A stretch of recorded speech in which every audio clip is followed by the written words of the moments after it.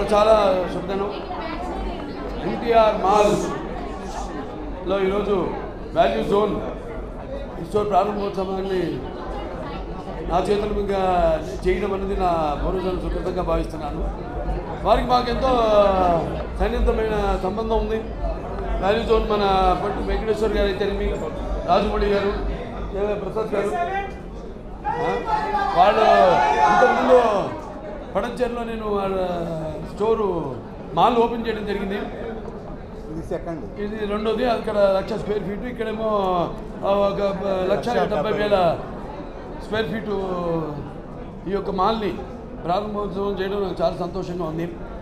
అది ఏంటంటే ఇప్పుడు రాష్ట్రాల్లాగే తగితే ప్రాంతాల వేరైనా మన అంతరంగాలు ఒకటే అన్నా, భాషలు వేరైనా, దేశాలు వేరుగా ఉన్నా మన భాష తెలుగు భాష అన్నాడు అన్న ఎన్టీఆర్.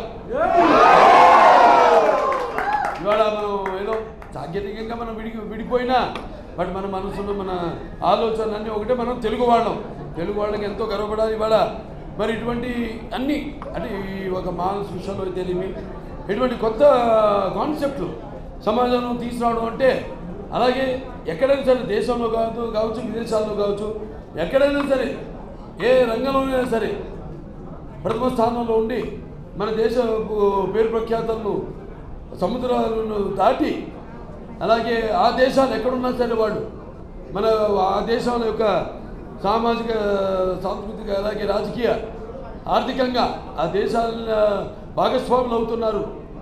అందులో కేవలం వ్యాపారంలోనే కాకుండా రాజకీయాల్లో కూడా రాణిస్తున్నారు అంటే మన తెలుగు వాళ్ళే. చాలా మనంతా గర్వపడవలసిన విషయం. యావత్ భారతీయులంతా మనం గర్వపడవలసిన విషయం. దానికి మనం ఏదో ఇవాళ జనాభా పెరిగిపోతుంది అనుకుంటున్నాం, కానీ మనం ఒక రకంగా మనకున్న శక్తి యువశక్తి. చైనా చూసుకుంటే మనం మళ్ళీ అక్కడ కుటుంబ నియంత్రణ పెట్టి దాన్ని సడలించే ఇప్పుడు ప్రాసెస్లో ఉన్నారు వాళ్ళు. ఎందుకంటే వాడికి యువత శక్తి తగ్గిపోయింది. తగ్గిపోయి అంత ముసలాళ్ళే. వాళ్ళ అడ్వైస్ కావాలి మనకి. కానీ ఇంకా ముందు అంటే గడగొట్టు వాడే కాలగతికి నిలిచే ఆయుష్మంతుడు అన్నట్టు ఇంకా ముందు ఆ వంశాన్ని కానివ్వండి, లేకపోతే మన దేశపు పేరు ప్రఖ్యాతలు కానీ ముందు నడిపించడానికి యువత అవసరం, చాలా అవసరం. సో ఇవాళ మనం అన్నీ ఒక చోట లభ్యమయ్యి చిన్న పిల్లలు పుట్టిన పిల్లల దగ్గర నుంచి కూడా వృద్ధుడి వరకు ప్రతి వాళ్ళకి వాళ్ళ అవసరాలన్నీ కూడా ఒకే చోట. అంటే ఒకటేమో మనకి ఫ్యాషను, ఫన్ను అండ్ ఫుడ్, ఈ మూడు ఒకే రూఫ్ కింద. అంటే మొత్తం వస్తే ఇక సాయంత్రం దాకా మనకి ఇక్కడే గడిచిపోతుంది అన్నమాట. ఇవాళ వాల్యూ జోన్ హైపర్ మార్ట్ వాళ్ళు పెట్టిన దీనికి మరి అంతా ఈరోజు ప్రజలు ఆదరిస్తున్నారు. ఆనాడు నా చేత పట్టణచెరువులో ప్రారంభోత్సవం చేశారు. ఈనాడు ఇక్కడ గుర్తు ఇక్కడంతా నేను చిన్నప్పుడు తిరిగిన ప్రాంతం ఇదంతా. అదే కదా రామకృష్ణ సినీ స్టూడియోస్, రామకృష్ణ హార్టికల్చర్ సినీ స్టూడియోస్. ఇక్కడ షూటింగ్కి బైకుల్లో వచ్చేవాడు నేను. అయ్యో అన్నీ ఇక్కడ లోకలే నేను.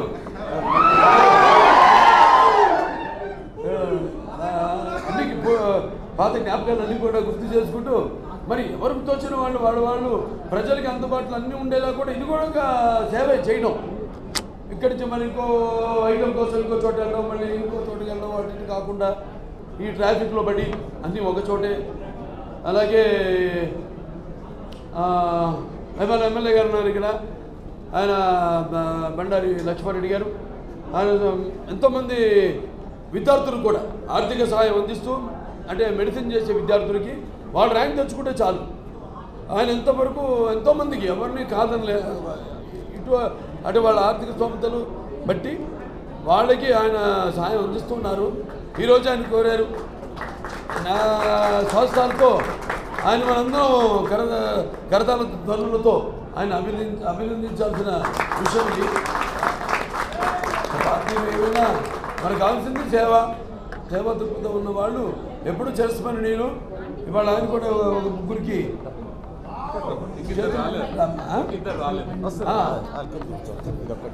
నీ పేరేంటమ్మా? కిరణ్, ఏ ఊరు ఇది? హైదరాబాద్ లోకల్ ముల్కి ఎక్కడ సరే వెరీ గుడ్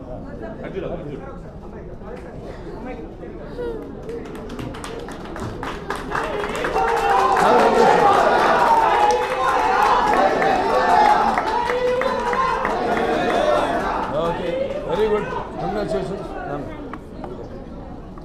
చాలా సంతోషం ఇలా ఆయన సహాయం చేయడం ఎవరు తోచిన విధంగా అంటే సొంత లాభం కొత్త మానుకో సమాజానికి మనం ఉపయోగపడాలి సో అలా మనం ఆ భగవంతుడు ఇచ్చింది 10 మందికి పంచిపెట్టి 10 మందికి సేవ చేయడంలోనే ఈ జీవితం యొక్క పరమార్థం ఉంది సో ఇక వాల్యూ జోన్ సూపర్ మార్ట్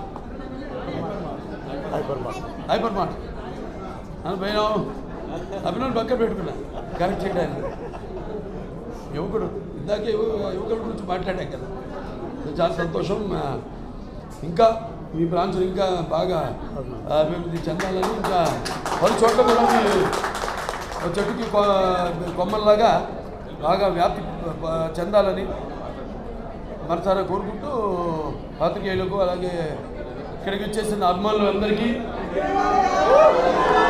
అలాగే కన్స్యూమర్ స్కీమ్ అందరు కూడా వెండర్ స్కీమ్ అలాగే పోలీస్ శాఖ వారికి అందరు కూడా నా అభినందనలు తెలియజేసుకుంటూ ఇక ఒక కళాకారులుగా ఆదరిస్తున్నారు ఒక ఎమ్మెల్యేగా అక్కడ హిందూపూరు అలాగే ఇక్కడ ఒక Basavataraka American cancer hospital research institute చైర్మన్గా మరి అటు అన్స్టాపబుల్